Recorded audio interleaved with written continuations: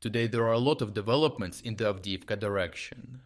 Here, Russians are attempting to outflank the Ukrainian defenses to the north, while Ukrainians launched countermeasures to undermine the Russian offensive. On the northern flank of Avdiivka, Russians are simultaneously attempting to advance towards the west and to the north.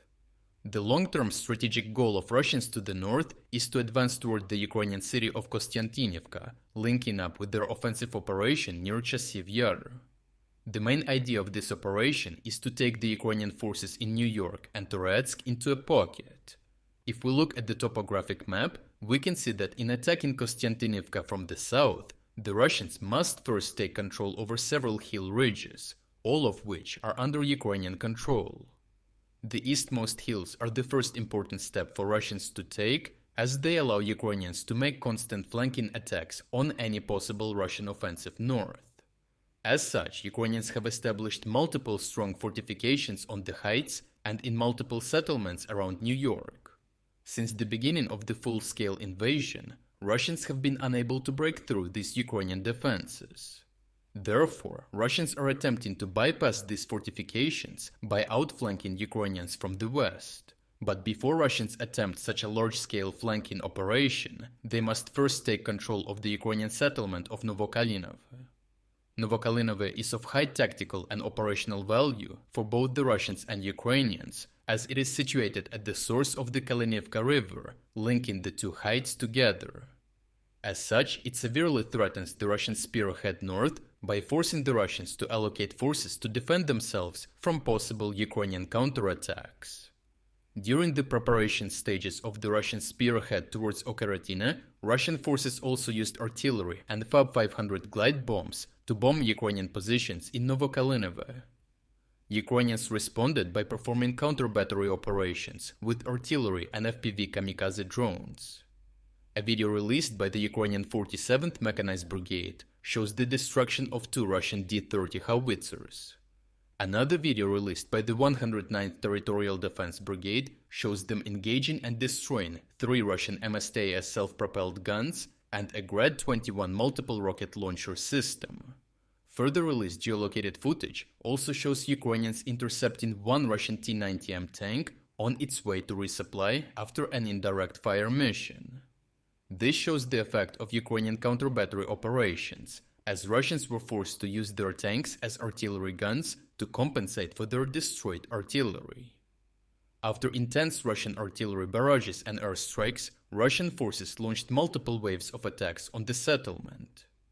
Ukrainian sources reported that Russians had infiltrated the settlement with groups of 5 to 6 soldiers at a time to delay detection and provide a smaller target for Ukrainian artillery.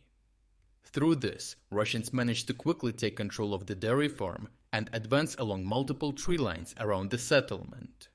Geolocated footage shows that the fighting here was very intense.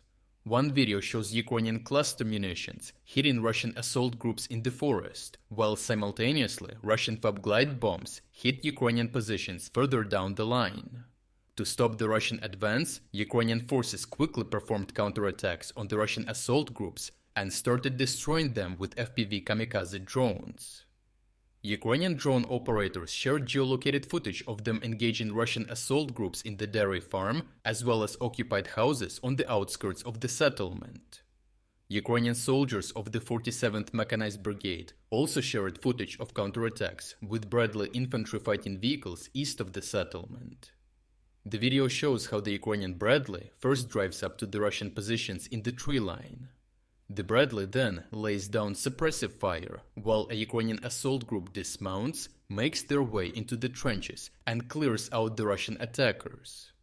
Ukrainian fighters also shared footage of another counterattack south of the settlement. Here, Ukrainians used a tank and a Western armored vehicle to drop off and support another assault on Russian infantry in the tree lines. Ukrainians realized that Russians would continue to execute these costly pure infantry attacks on the settlement, no matter the cost. Therefore, Ukrainians decided to focus on disrupting Russian logistics and destroying their reinforcements. Geolocated footage shows drone operators of the 56th Motorized Brigade destroying Russian forces' accumulations with FPV drones, hiding in the trenches, houses and shelters in and around the settlement. The 24th Mechanized Brigade released footage of them destroying a cluster of Russian transport vehicles with a single FPV drone.